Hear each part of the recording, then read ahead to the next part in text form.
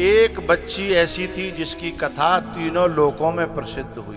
भारत की एक बेटी ऐसी थी जिसने अपने खानदान का नाम रोशन किया, अपने कुल का नाम रोशन किया तीनों लोकों में। केवल मध्य प्रदेश में नहीं, केवल भारत में नहीं, केवल धरती पे नहीं, ऊपर के लोकों में भी और नीचे के लोकों में भी। नाम जानते हैं आप लोग उस बच्ची का नाम? उस बच्ची का, वो इसी भारत की धरती पे पैदा भई और उसने तीनों लोकों में अपना नाम किया। नाम था अनुसुईया। क्या? अनुसुईया। जोर से बजाया कर जब बात समझ में आ जाए तो। अनुसुईया ने बचपन से ही ऐसी तपस्या करी, ऐसी साधना करी, ऐसी तपस्या करी कि उसकी खुशबू तीनों लोकों में फैलने लगी। आप लोगों ने सेंध देखी है? सेंध, बाजरा के खेत में, मक्का के खेत में सेंध जब पक जाती है ना तो ऐसी खुशबू आती है कि चलता हुआ आदमी रुक जाता है, भैया कहूँ पक गई है ना, जो सेंध होती है।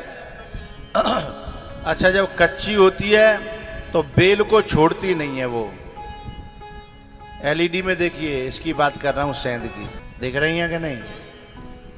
ये पक जाती है तो कैसी खुशबू आती है।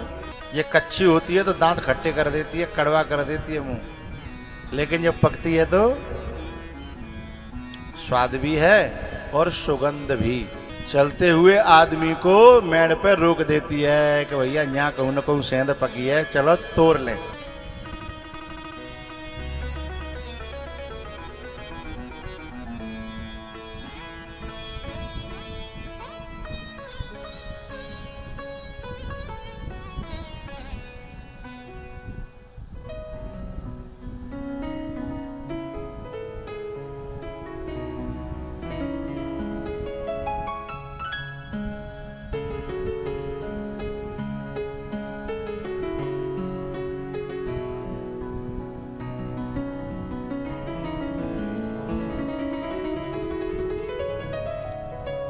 लेकिन ये जो सेंध है ना, इसकी खुशबू एक ही दिशा में जाती है, जिधर हवा लेके जाती है।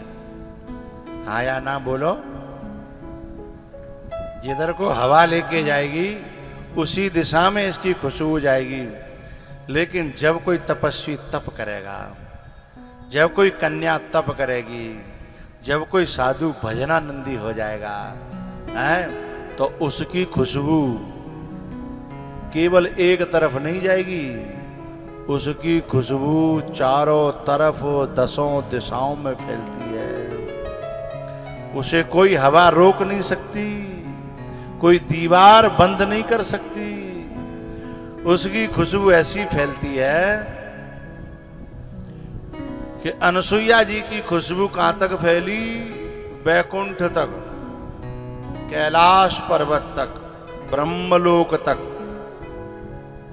ब्रह्माणी, रुद्राणी और लक्ष्मी जी तीनों परेशान है गई कि मृत्यु लोक में ऐसी कोई नारी है जिसका यश हमसे भी ऊपर जा रहा है, हमसे भी ऊपर। जो काहू की सुनहि बढ़ाई, श्वास ले जनो जोड़ी आई, श्वास ले जनो जोड़ी आई। तीनों से सहन नहीं हुआ अनुसुईया का यश। जब तीनों से सहन नहीं हुआ तो क्या हुआ?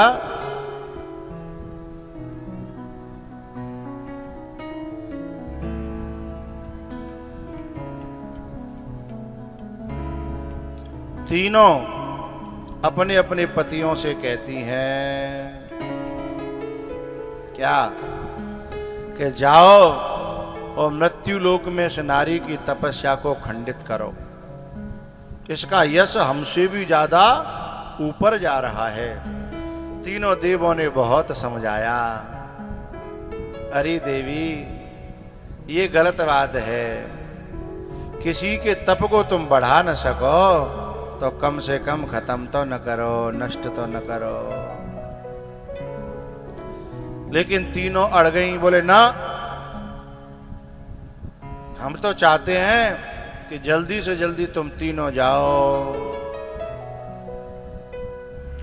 एरी मैया, कोई पड़ोसन तुम्हारे दिल को दुखाए दे तो फिर यूं कहते हो आ जान दे पप्पू के पापा है। अच्छा लड़ाई भैया तुमते और घसीट रही हो पप्पू के पापा है जी, गलत बात है ना। हैं एक दिन आप पैसा बोले लंच में या कल लेके जाने परसों माम जी नाम आयो बड़ा पप्पू। क्या बड़ा पप्पू? तो अब मैया लड़ाई तुमसे होती है तो फिर अपने आदमी को क्यों घसीटती हो? तुम जानो तुम्हारो पर आदमी को घसीटती हो।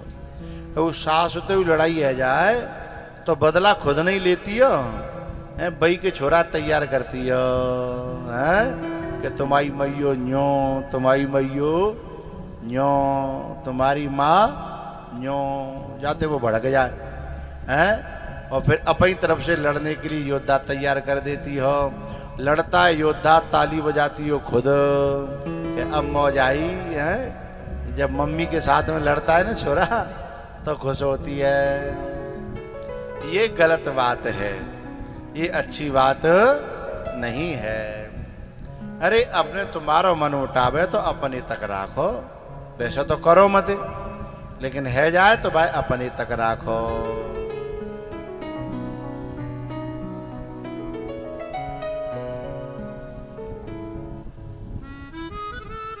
आजकल की छोरी तो इतनी होशियार रह गई हैं कि जन कहाँ ते लड़ाई के लिए तैयार कर लेती हैं। आदमी तैयार ना होगा तो फोन करके फिर मायके में अपनी मम्मी तैयार करेंगी हैं। फिर वो मम्मी माते लड़ेगी फोनते अपनी समझते हैं तो काऊ न काऊ लड़वे के लिए तैयार करेंगी। इसलिए तीनों देवियों ने अपने पतियों को तैयार किया, जाओ उस देवी के तप को नष्ट करो। तीनों देवता मजबूरी में भिक्षुक का वेश बना करके आए हैं। कहाँ? अनसुईया के पास चित्रकूट में। जब अनसुईया के दरवाजे पे आए और कहा भिक्षाम देही, अनसुईया आकर के बोली कहो बाबा क्या दूं आपको? तीनों देव बोले कि देना कुछ भी, लेकिन एक तरीके से देना है। बोले क्या? बोले निर्वस्त्र होकर के देना है। अनसुईया ने 1 मिनट नहीं लगाई, बोले बिल्कुल मिलेगा, आप चिंता क्यों करते हो? तीनों देवों की आंखें फटी रह गई, क्योंकि उन्हें अभी अनसुईया की ताकत का अंदाजा नहीं है। बोले बाबा आपको जो है तीनों को निर्वस्त्र होकर के ही मिलेगा। अनसुईया ने हाथ में जल लिया, मंदाकिनी का, और लेकर के कहा कि यदि मैंने जब से शुद्ध समारी है अपनी निगाह से किसी भी व्यक्ति को, पुरुष को गलत निगाह से न देखा हो तो ये तीनों देव इसी समय बच्चे बन जाएं। और तीनों के तीनों बालक बन गए। नंगा धड़ंग, अब नंगा धड़ंगे रोमन लगे। सिद्धांत क्या कहता है भैया? आए थे नंगा करने, आगे बोलो, तीनों के तीनों और खुद नंगे पड़े हैं।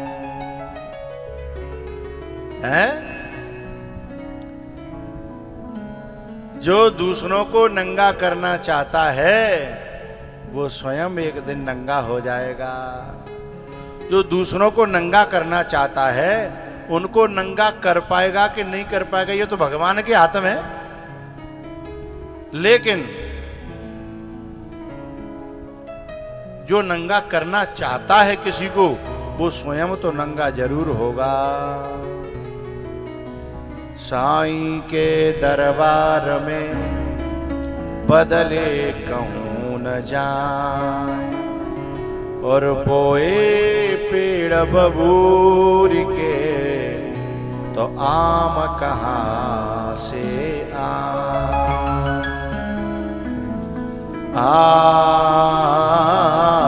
कहां से बोए पेड़ बबूर के तो आम कहां से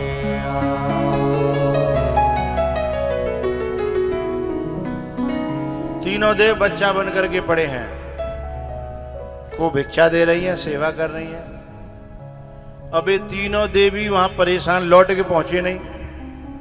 क्यों री मैया, यदि पप्पू के पापा यदि अंबापुर सा गए हों और शाम को लेट आ जाए तो फिर चिंता होगी कि नहीं होगी, है ना? चिंता होगी। और पूरी रात नहीं आवे तो फिर घबराहट आ जाएगी, हैं? अब तीनों देवियां परेशान के लौटे नहीं है। इतने में पहुंच गए नारद जी महाराज। लक्ष्मी जी ने पूछा, बाबा कहीं हमारे बिन को पतोए का है? हमारे यहाँ माता नाम नहीं लेती है ना पति का, है? तो कहती है हमारे उनका पता है क्या? बोले पता है। बोले कहाँ है? बोले वे तो मर गए। लक्ष्मी जी बोली उन्हें कौन मार सकता है? अशोक वाटिका में जब हनुमान जी ने अंगूठी डाली तो सीता जी अंगूठी उठा करके देखती हैं और कहती हैं, जीत को सके अजय रघुराई माया ते असे रच नहीं जाए। ही माया ते असे रच नहीं जाए। जीत को सके अजय रघुराई। अरे बोले उन्हें कौन मार सकता है इस दुनिया में? लेकिन नारद जी बोले कि जब कोई व्यक्ति गलत रास्ते पे जाएगा तो कितना भी बलवान हो उसका बल खत्म हो जाता है।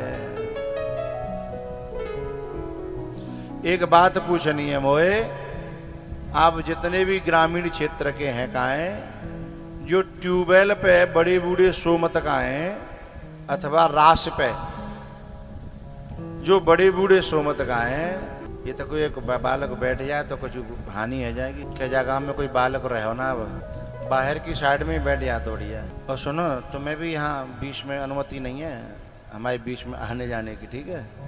हाँ, जो कार्यकर्ता होता है यूँ समझ लेता हमारी तो छूट है, फिर भी चक्कर लगाते हैं दे दनादन दे दनादन। एक आध बेर कछु न कहो तो फिर परमिशन समझ लेते।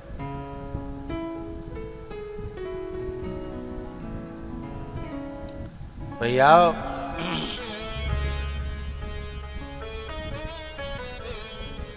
नारद जी महाराज ने कहा,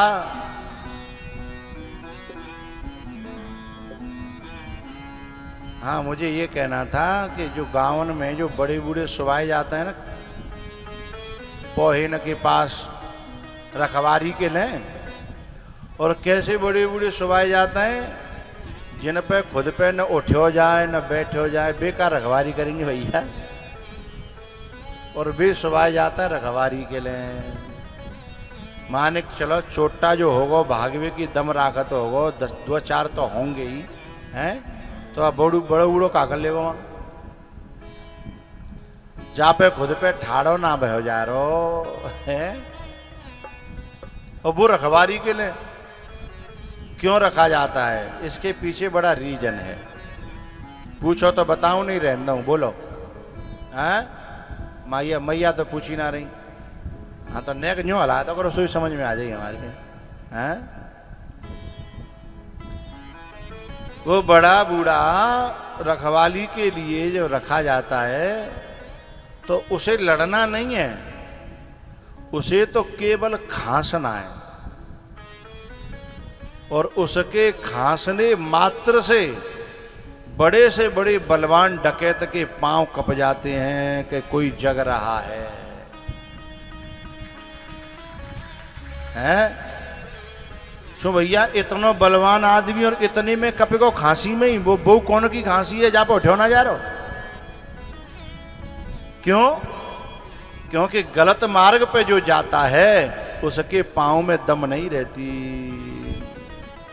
उसके हृदय में दम नहीं रहती हैं।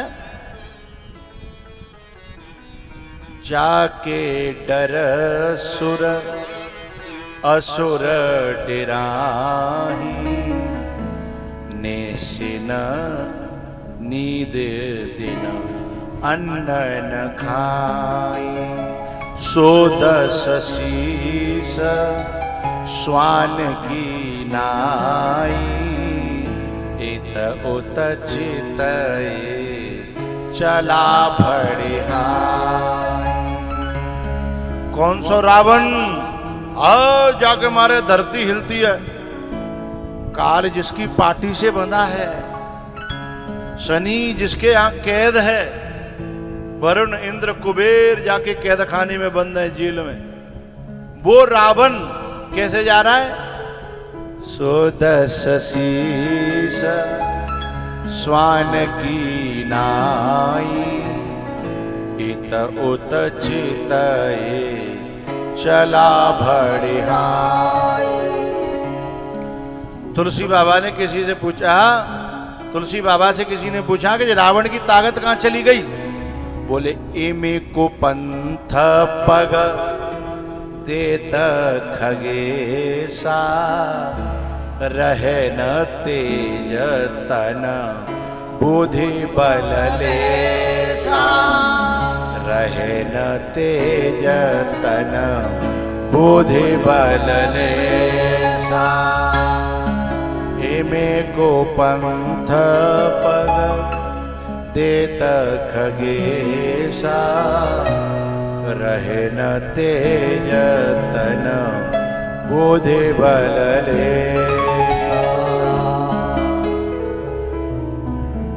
भैया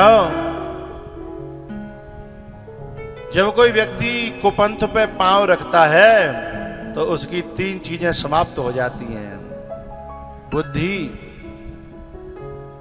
बल और तेज, ये तीनों चीजें समाप्त हो जाती हैं। इसलिए नारद जी कहते हैं कि तीनों देवता जब माता अनसुईया के पास में गए तो तीनों का तप, तेज और बल समाप्त हो गया। इसलिए तीनों अनसुईया ने बच्चा बना दे। अब पहले तो तीनों देवियों को विश्वास नहीं हो रहा था, बोले नहीं मानो तो देख लो, जाओ अपनी आंखें दे हैं। अब नारद जी से पूछने लगी कि उन्हें लावे को लौटावे को उपाय का है। नारद जी कहते हैं कि अनसुईया उदार बहुत है, तुम भिखारिन बन के जाओ तो शायद तुम्हें दान में मिल जाए। लक्ष्मी जी बोली मैं लक्ष्मी और भिखारिन, मैं कैसे भिखारिन बनूंगी? तो फिर नारद जी बोले अकेली करो खाओ, फिर क्या दिक्कत है, मस्त रहो। बोले नहीं नहीं, उनके बिना कैसे रहूंगी मैं? तो बोले फिर तो भीख मांगनी पड़ेगी। तब तीनों देवी फिर भिखारिन बन करके अनसुईया के द्वार पे गई। मैया मैया भिक्षाम देही, अनसुईया ने 3 देवियों को देखा, सोई समझ गई, अंदाज लगा लो 3 कैदी पड़े हैं तो 3 जमानत वाले हैं, तीनों के जमानत करने वाले आ गए। अनसुईया ने कहा कि तुम्हें भी किसी कंडीशन से भिक्षा चाहिए क्या है? तुम्हें भी कोई निर्वस्त्र होकर के भिक्षा देनी है क्या है? तीनों देवी पावन में गिर पड़ी, क्षमा करना मां, ईर्षा के कारण हमारी बुद्धि खराब हो गई, हमें तुम्हारा यश सहन नहीं हो पाया और हम अपनी ऊंचाई से गिर पड़ी, अब हमें क्षमा करो। तीनों देवी जब चरणों में गिरी, अनसुईया जी ने उठा लिया। अनसुईया जी ने कहा कि लिए अपने पति ले जाओ, लेकिन मेरी प्रार्थना आज के बाद ऐसा मत करना। अब तो तुमने कर दिया सो कर दिया, लेकिन अब ऐसा मत करना। भैया तीनों देवी बोली कि जिन कैसे ले जाएं, जिनमें तो यूं ही ना पता पर रही कौन सी को कौन सो है? ये तो सब बालक बन गए हैं, हमारे तो जैसे हतकाए वैसे ही बनाए दो। तो बोले फिर हमें वचन दो, आज के बाद किसी बढ़ते हुए व्यक्ति को, उठते हुए व्यक्ति को देख करके कभी जलोगी नहीं और ऐसा दुर्व्यवहार नहीं करोगी। तीनों ने कान पकड़ लिए, अब हम ऐसा नहीं करेंगे। जब तीनों ने कान पकड़े तब माता अनसुईया ने फिर से मंदाकिनी का जल लिया और कहा, हे परमात्मा, यदि मैंने अपने जीवन में कभी किसी में सपने में भी दोष न देखा हो, बुराई न देखी हो, तो ये तीनों जैसे आए काए वैसे ही बन जाएं। तो तीनों के तीनों ठाड़े है गए, जैसे आए काए है। ई नजरों में तेरे दोष है, औरों में देखता। अनसुईया का कहना था कि नजरों में तुम्हारी में दोष था लक्ष्मी जी, लेकिन तुमने दूसरों में दोष देखा, मुझे गिराने की कोशिश की। अपनी नजर सुधार ले, अपनी नजर सुधार ले, बस हो गया भजन। हाँ, आदत बुरी सुधार ले।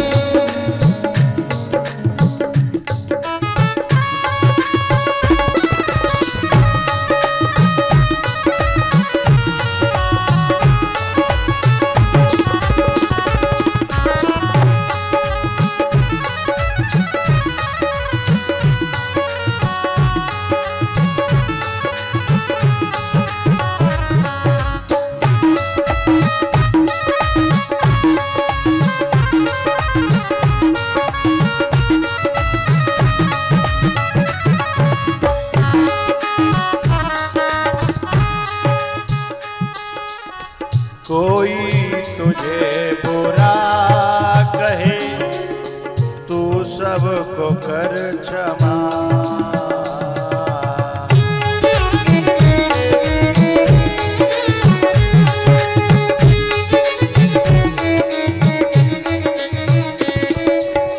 कोई तुझे बुरा कहे, तू सबको कर क्षमा। अपनी बुराई त्याग दे, अपनी बुराई त्याग दे, बस हो गया भजन। हो आदत बुरी सुधार ले।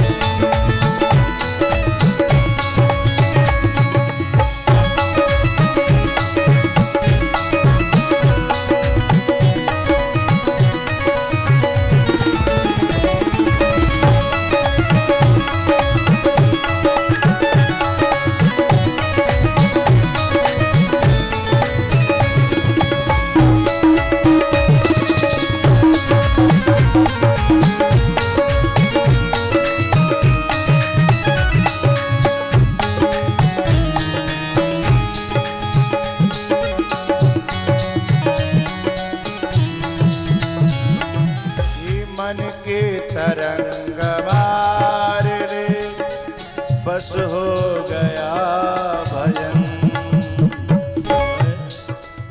मन की तरंग मान ले, बस हो गया भजन।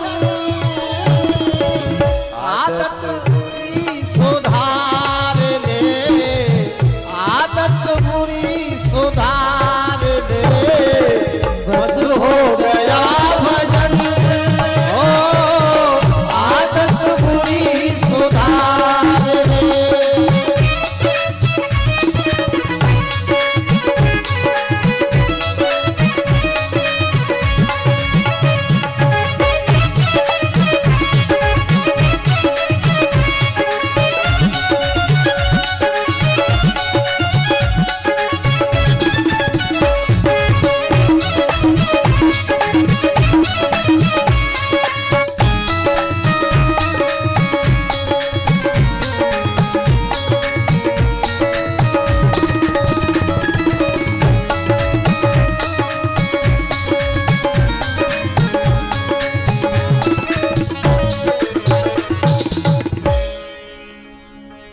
नजरों में तेरे दोष है, औरों में देखता,